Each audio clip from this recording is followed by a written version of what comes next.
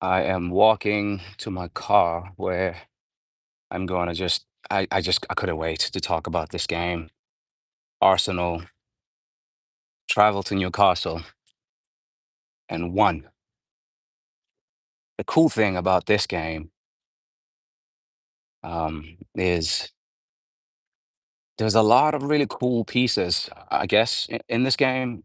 So let me not try to isolate them into one thing.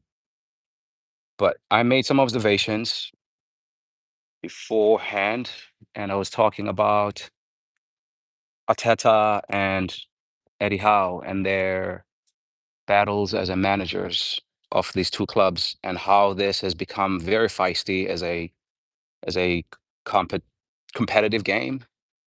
Sometimes I feel like games against Newcastle are more feisty than games against Tottenham. I mean, the last two to four seasons, and Arsenal are coming short whenever they travel north.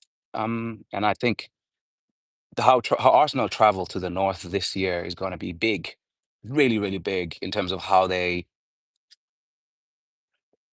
account for themselves as far as challenging for the league title. I I was really impressed. I said at halftime, Arsenal were playing very, very well, in my opinion. I thought Eddie Howe was doing what he's done, and why wouldn't he? You know, it's worked before to do what he's done today. You know, be physical, make the game scrappy, take advantage on the counter attack, um, be solid, mid to low block, trust your athletes to win the duels. And I was very happy with the lineup Arteta went with. And I liked the way we approached the game. And I said in my halftime thoughts, I did a short video at halftime, which I know don't normally do that. And in my halftime short video, I spoke about how Arsenal were playing well. However, you know, they're gonna need to take some chances. Hey, hello guys. Hi, hi. Thanks for joining. Thanks for joining. Please like, share, subscribe. I'm new in this content creation space and I love talking about football. So anyway, I'm at the bar and I'm talking to some of the other fans here, and my voice is a little gone because I was singing, obviously, enjoying the game. And it was so nice to see the players just go to Newcastle and take the steam out of them. Oh, I'm not watching the Barca game. I'm gonna have to go back and finish it. I just needed to come outside and record this video because I was so excited. Um, so like, yeah, Arteta goes on to play Eze in the 10, and I'm like, yes, this is good. We like this. Zubimendi and Rice was good. Everybody wanted that lineup. Trossard was a surprise for many people, but I understand exactly why you play with him because Newcastle are gonna be stingy off the ball, and it's gonna be a tight game. So you don't want to start Martinelli in games like that. That's another one thing that I like about Arteta's learning and development as a coach. He started to observe. I am yeah, it was just nice. No, I'm not American. I live in America, but I'm not American. But I was watching the game at the bar with other fans, and so yeah, like the long story here is for me, Ateta changing the system to playing with two eights. He showed this in the cup, and we thought maybe it's because they're playing against a League One side. He's not going to do that in the Premier League. And that was the big change for me. I think playing Odegaard and Eze in the same midfield is something we're going to need to do a lot, especially at home, or Eze and Ethan. Play with one of the sixes. I understand it's going to be very unpopular to leave Zubimendi or Rice out of the 11s sometimes because they are the two of the best players we have in the team, right? Like, so it's going to be hard to just decide to sit in my car. Um, it's a little bit all over the place. I just need to sit still and gather my thoughts. But yeah, I think Arsenal against Newcastle for me, Gyökeres showed good bits today. He's starting to look like the striker that knows how to play with the team, and the team knows how to play with him. He gave us an outlet a few times. He's a handful. When you're playing teams that want to sit deep and you can go long to him. I know he's not the the player you can sit deep with like Kai Havertz, like in terms of like play a long ball with him bouncing balls off. But what I liked about Arteta's approach today was like changing to the two eights. It allowed Odegaard.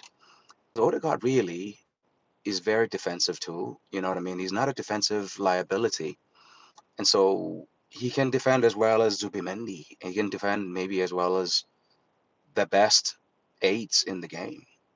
And so he's not playing as a luxury player. It's not like, and I don't think Eze is a luxury player too. Yes, he's not a good presser as Odegaard is, but like what it does to have both of them in the field at the same time is it creates an inability for the defensive team to cheat on one side, which is what normally happens when we only have Odegaard and two sixes.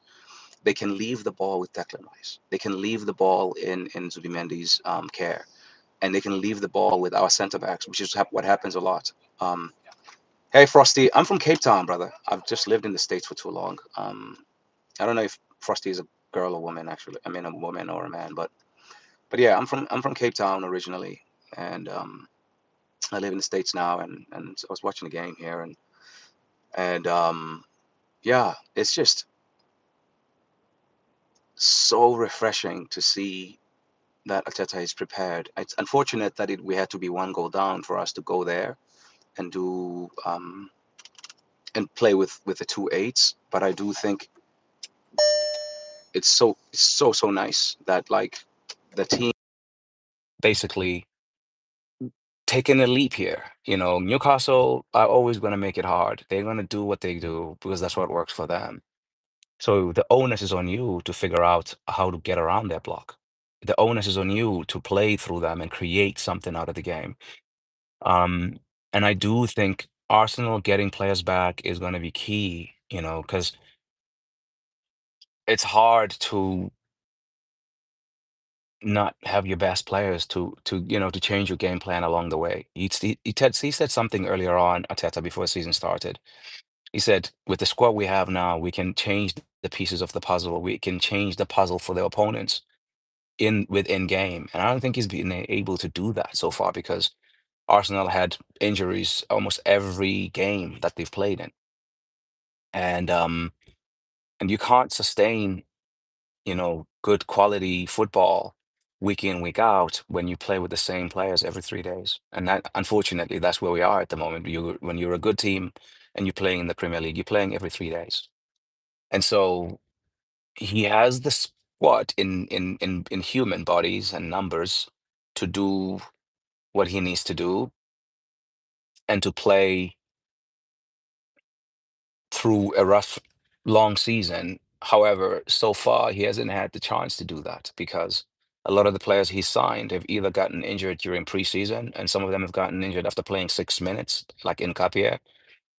And then also, more importantly, a lot of the players that were there last year have gotten injured. Like Saka is coming back from an injury. Um, and Odegaard is coming back from an injury. Odegaard has played 3 20-minute cameos in the last 3 or 4 games he's played for Arsenal. And you need a player like that available, especially now that the help is here. So if you have Eze and Odegaard, good luck trying to defend that.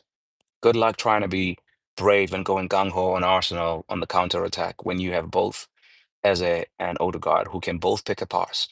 And and I think Odegaard playing deeper next to Rice or Zubimendi on the left side. He clipped a nice ball for Miles Lewis Gill, who may or may not have been offside.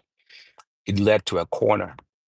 But what I liked about Odegaard and Eze is that you can actually play them both on their strong foot, and it works out perfectly fine. And as we get players back, Saka getting back to fitness, Gyökeres getting back into his own, because we have to remember, is getting his fitness reps at the moment as we watch him live. And Yeah, I don't think Eddie Howe and all the media talk is going to be about Arteta showed bravery and now you should do that all the time. You can't go to Newcastle and go away and start with Eze and Odegaard in all the games. You have to respect the opponent in their home games. However, I do think there are going to be games where you should be able to play both Eze and Odegaard, and I'm so happy. To me, that's what won the game today. I think having both of those guys on the field against a team that was committed to defending was the the key to unlocking them. You have two playmakers in those two who are probably, if you had to count the best players, offensive midfielders in the Premier League, those guys make it into the top 10, I would say, both of them. Maybe some people might say top five. I don't care who you think is better as a Odegaard, but I do think having them both at the same time in the team is better for Arsenal. And Ethan should have minutes as well because of that. And I think that's a midfield configuration that that should be seen a bit more as the season progresses. But last word for me on Gabriel though, the match winner. He had quite a game. Gabriel Magalhaes was at fault for that goal. He should not have flopped the way he did. And he did that. Maybe not so much of a flop the last time we no, it was not the very last game, but there was a game a couple of years ago when Newcastle scored a kind of like a ghost goal. Like, the ball wasn't clear if it had gone out of bounds or not. Joe Willock gets the ball from the same wing, crosses it in. Joe Linton pushes Gabriel. Gabriel, you know, is unable to compete for the ball. The ball falls for Anthony Gordon, I think, who taps it in from like pretty much the goal mouth line. And that goal stood. And so as soon as I saw that today live, I was like, that goal is going to stand. And I saw the replay and I was like, oh shit, Gabriel has just wet the bed here. Like he should not have flopped the way, like it was, yeah, it was annoying. But to then see him battle through the game and continue to fight and make some really important interventions defensively for Arsenal to keep us in the game, for them to then be the guy who scores the winner, like that's massive for Arsenal. And I think it shows, like that this guy has some massive cojones on him. He's got a massive pair on him, and a lot of people can stay thinking about a mistake because that was a mistake, and it can affect the way they play. I don't think it did. It affected Gabriel at all, and that's good because he is one of our leaders. And so we know, like when you have a leader who knows how to bounce back within the game and in between games, that's what that's what you can win on. You can win on the foundation like that, and he's one of the foundational players in this Arsenal team. He's one of the pillars of this Arsenal team. So I was a bit confused with the Saliba substitution at halftime. I don't think Mosquera was bad, but maybe that was the plan to try and give Saliba more and more minutes slowly, and maybe you better off finishing the game off with him rather than starting with him and giving him 45 minutes because I think he played 90 um, in the cup early on in the week. Somebody stealing a car. I don't know what's happening there, but yeah, like it's a very interesting season. I don't want to talk too much about Liverpool because they are Liverpool and they're gonna continue to do what they need to do. But it's good for Arsenal that when Liverpool drop points, that Arsenal took advantage this weekend. Unfortunately, it's a 38 game season. Nothing is won in September and October. Wow, what the hell is going on? Okay, I guess somebody's trying to steal a car or something.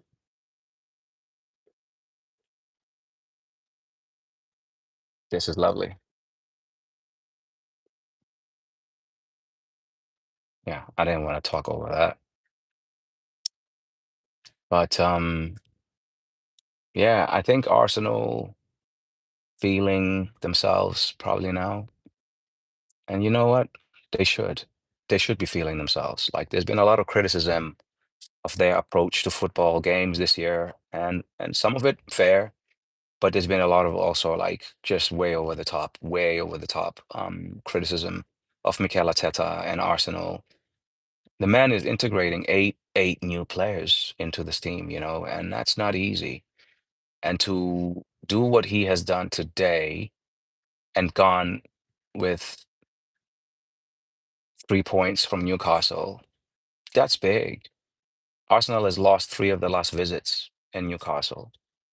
So I'm really, really happy for the boys. I'm not gonna get drunk on all the media talk because there's a lot of negativity around Arsenal and there's a lot of talk of like they have to win something big this year, and if not, he has to go.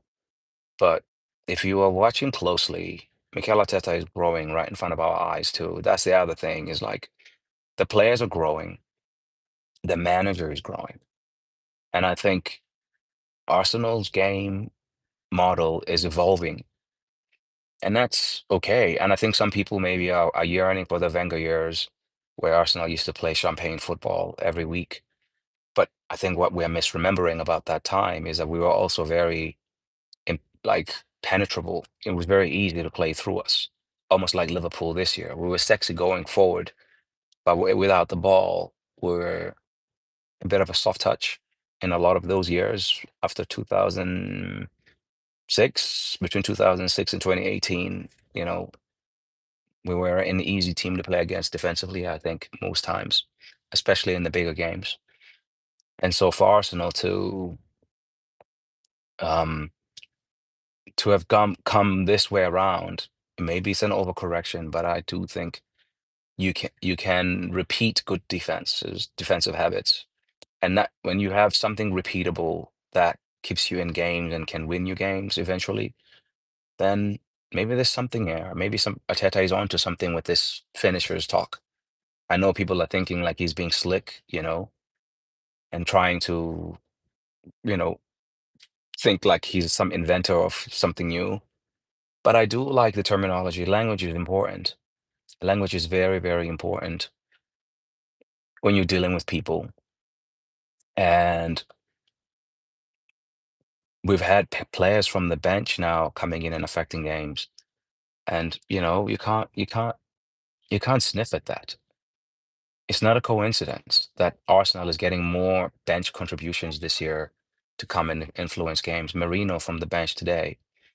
2 weeks ago and the week ago was Martinelli and Trossard affecting games from the bench. Odegaard affected the game from the bench today. And we're living in a world where Odegaard and Saliba come off the bench. Like, this is growth, massive growth for Arsenal. And I'm an Arsenal fan, so I'm totally biased as I say all of this stuff. But like, I've been objective in most of my remarks about the club and most of my remarks about the manager and the players because, you know, there's a lot of hysteria um, going around, and so like a lot of you guys can find that elsewhere.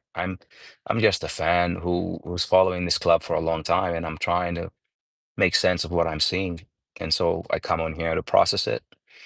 And sometimes it's after a bit of time to think about it, and sometimes it's straight after the game. And I will rewatch this game for sure, and I might see different things, and I'll but my immediate feelings is what you're getting right now. And I really, really liked what I saw today from Arsenal. And and I'm glad I did that halftime video because it would have been like results analysis maybe for some people um that I'm talking positively now. But I'm glad I did that video at halftime because even then I was very positive about the way we were playing.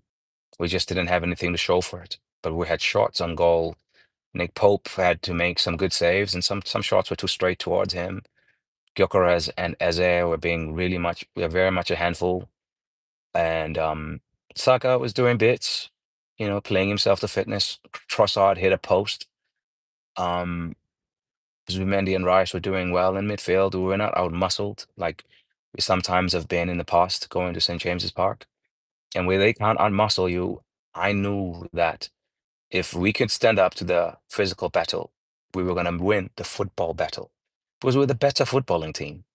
You know, like the physical battle is one thing, and Newcastle usually keep themselves in games and bully their ways into wins by out physicaling teams, if that's a word, to out physical the team.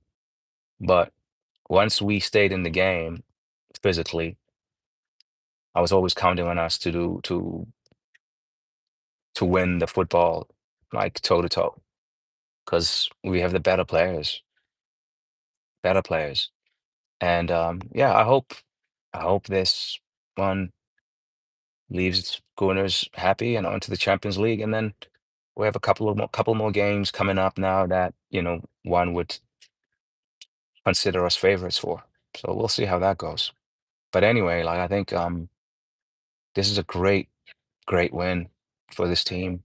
Newcastle has been a very tough outing, especially away from home, and we overcame today. And like I said, I'll repeat myself here, but it was good to first stay in the physical contest and not be pushed around because the football contest was always going to be a one by one team in terms of like tactically smart, clever play. We have the better players even when we're playing at home and we're playing at their home ground. And we did a great job today. Like we did a really, really good job. Like keeping Newcastle put packed back. And I know they had the goal lead. And so they had something to protect. But my goodness, it was really, really cool to see that transition, to see that Arsenal now they travel and the home team feels like, "Oop, we gotta respect these lot. They have something about them.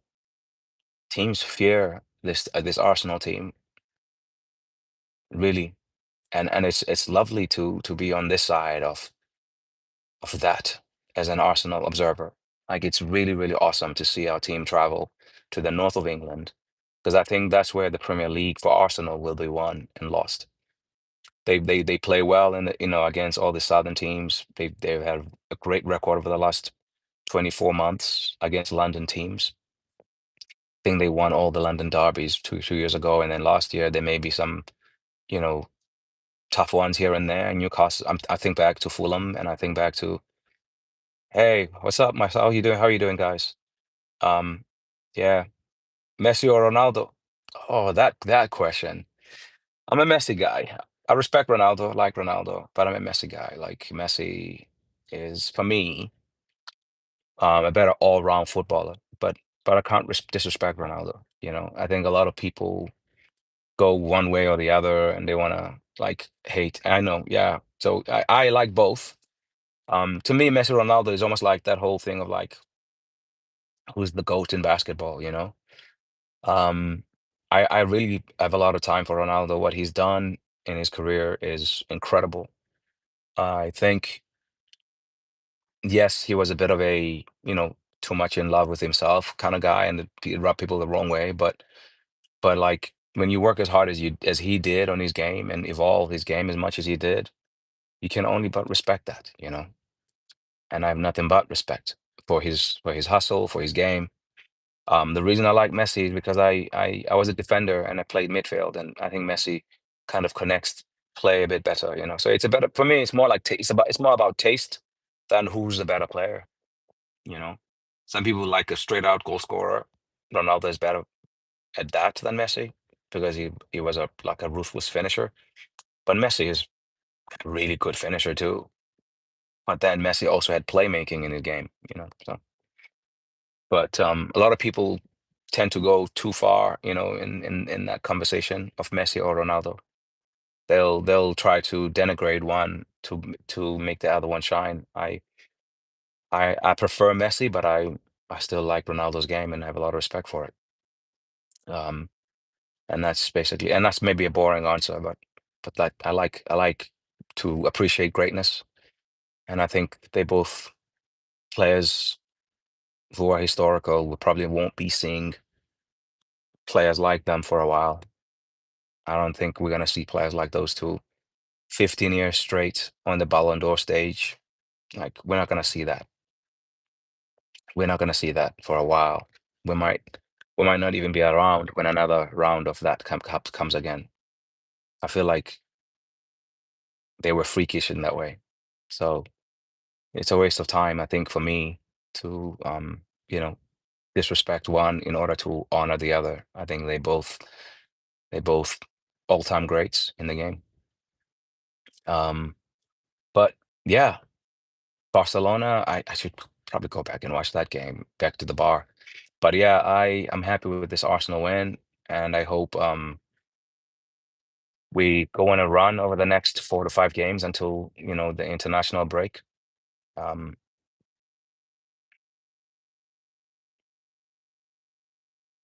Um, you think both are the best players to ever play the game, even though R9 and okay, yeah, I think R9, if he didn't get all those injuries, he would